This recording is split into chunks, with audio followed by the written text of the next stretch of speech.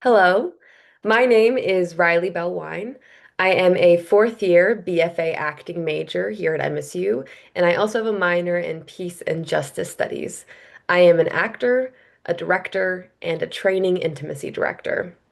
This past year, I had the pleasure of mentoring underneath Alexis Black, who is MSU Department of Theater Assistant Professor of Movement. Alexis has worked as an intimacy director regionally, internationally, off Broadway, and on Broadway. And we worked throughout this year to help train and teach me the ways of an intimacy director. Now, what is staged intimacy? Staged intimacy are scenes that involve nudity, hyperexposed work, simulated sex acts, and intimate physical contact in live performance, such as film and on stage in theater. And now, what is an intimacy director, which is what I'm training to be? Well, we advocate for actors' agency and their boundaries. We help establish consent-forward practices and maintain protocols around staged intimacy. And we're also movement specialists. We collaborate with actors, directors, and sometimes other choreographers to help shape physical stories in the context of theater, film, and television. Now, why do we need intimacy directors? So, intimacy direction is a fairly new form of art in the industry for both film and theater. It's really only developed over the last 20 years, 2 or 3 decades. And many people might ask why. Intimacy and the choreography of intimacy is stylized choreography and storytelling, much like the choreography of dance or the choreography of staged violence or fight choreography. We've had specialists in dance and movement and fight for decades, as long as the industry has been around. And until these past 2 decades for intimacy, for some reason, the industry took, as my professor likes to say, the Nike approach, where directors and producers would tell actors to just do it when it came to moments of simulated sex acts, kisses, long and intimate embraces, or various forms of intimacy. Now, as the industry is evolving, which we are very glad that it is, especially in wake of the Me Too movement, which brought a lot of attention to the film industry and beyond on how women are treated and persons are treated in the industry as artists and performers, in which our bodies are used to tell stories. And intimacy direction developed off of that to be a form of art and choreography that helps create safety and an emphasis on the importance of storytelling in moments of intimacy. Now, as intimacy directors, we advocate for actor safety. This means that we meet and collaborate directly with actors to advocate for their boundaries. We also establish and maintain these protocols. Protocols could look like boundary checks.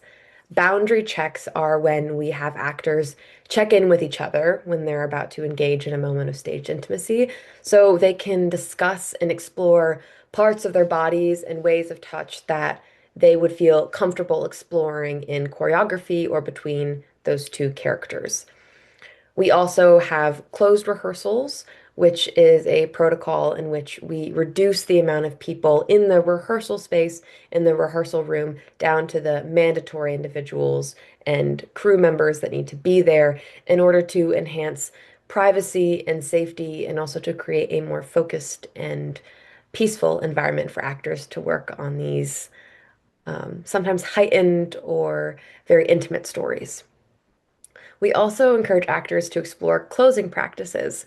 Closing practices is a way for actors to tap out of this moment of stage intimacy or this relationship that exists within a story on stage or behind a camera that might involve romance. It could involve violence. It could involve a familial relationship or a friendship that might not and likely does not exist off of that stage.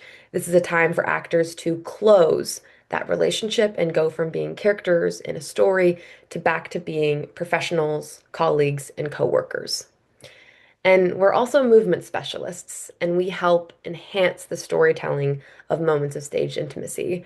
We explore different ways that a story could be told through different kinds of choreography. A moment that might be written in a script could be told in many different ways. Just because the script says they kiss doesn't necessarily mean that those characters or those actors have to, or that may not even be the best way to tell that story. This moment could be a reunion of two long lost lovers. And instead of going to kiss, they might instead go for a long, long embrace that really tells the story of the connection and the long lost love between those characters. Now, the timeline of a working intimacy director looks a little bit like this. During pre-production, which is prior to the start of rehearsals, intimacy directors may meet with directors to discuss their vision for the show so we have a better idea of the story we'll be telling. For auditions, intimacy directors will often make a intimacy notice. An intimacy notice is a detailed list that gives the actors a good idea of the stories they would be telling if they were cast or involved in the project, so they can decide if this is the right story for them to tell. Then intimacy directors will meet with the actors. They will meet one-on-one. We will call, Zoom, or meet up in person to talk about their boundaries. We'll explore the moments that their character may have in the script that involve staged intimacy and talk through possibilities and also get information from the actor about what stories and physical stories they would be open and willing to tell so that we can advocate and create choreography that work with those boundaries.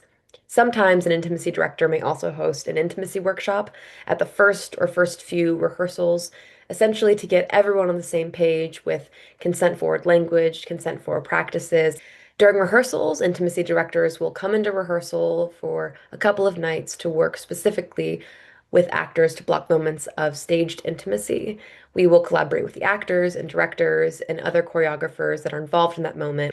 Intimacy directors will sometimes come back, though, during tech, which is those rehearsals leading up to performance, where IDs will help with spacing, which there might have been moments that they choreographed that involve specific props or set pieces or costumes that might change the moment. And so they'll work with all those added elements with the actors. And they may also remove placeholders.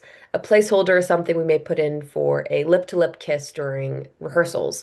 Instead of doing a lip-to-lip kiss, actors will touch cheek to cheek so they can get used to telling that story without that added element of choreography and also avoid spreading germs. We talk about ways that we can enhance the safety of actors, and not getting sick is one of those ways. Now, this year, I had the honor, as I've said before, of working with Alexis. Now, prior to this year, I completed level one training through IDC, which is a organization that helps train and certify intimacy directors. This year, I got to help at intimacy workshops with Alexis, as well as assist her working on Department of Theater productions. And then I took the experiences that I've learned from to work on student productions and at community theaters. Now, the learning and application of this work, through working with Alexis, I have learned a lot about intimacy direction that you can't just learn on the page. I observed how Alexis is incredibly emotionally aware.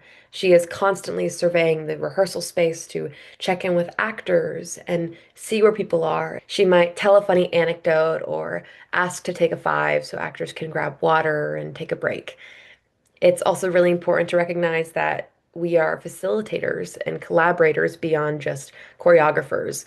We're facilitating a conversation and a collaboration of building a moment together in the space. This also leads to a lot of flexibility and problem solving. We sometimes will have to pivot in the choreography we may originally build to find something that works better for the actors or tells the story in a way that fits better with the director's vision. I also observed and applied to my own work the language Alexis uses. When it comes to working with parts of the body and areas that we may touch in these moments of intimacy, using very clinical and Non-charged language, such as referring to parts of the body, such as your pelvis, chest tissue, or to your glutes or rear, is language that we use in the space rather than maybe more informal language. Now, in applying that to my work, I recognize the amount of preparation it takes to do my work, how much I need to ground myself before entering the space so I can be emotionally aware and the best facilitator and problem solver I can be. I learn professional separation when I'm working with peers or people that I know. I find a way to reasonably separate that personal relationship from the way we may interact in the space when I'm working with them as their intimacy director. I also adjusted my language and confronted my own discomfort in talking about intimacy. Intimacy can be very complex, and the way that we handle intimacy as a society within our culture can be charged. So, confronting my own discomfort or maybe judgments on how we talk about intimacy was super important for me. And I also learned to embrace laughter.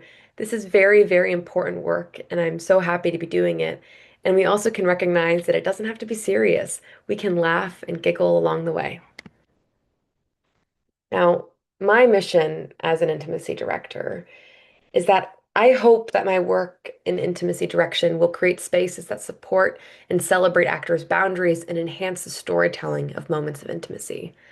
I hope that in sharing my work, I can spark conversations about how we think about the performance of intimacy and how we can instill consent forward practices beyond just theater and film. Centering consent and practicing boundaries can exist in all spaces where humans interact, in the classroom, at work, and with our friends and family. Intimacy direction is a step forward towards a consent forward culture in a world where people, we like to connect.